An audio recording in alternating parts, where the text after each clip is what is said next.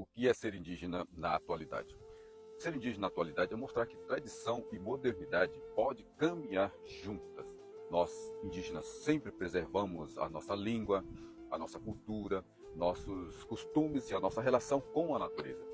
Mas também estudamos, usamos a tecnologia, produzimos também, os conteúdos indígenas e ocupamos diferentes espaços, na sociedade. Você sabia disso?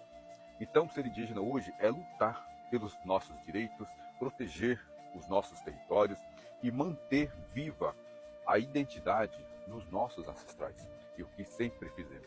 Lembrando, então, que sempre estamos aqui presentes no presente, construindo o futuro e mostrando ao mundo a força dos nossos ancestrais e dos povos originários. Gostou do vídeo? Comenta aí.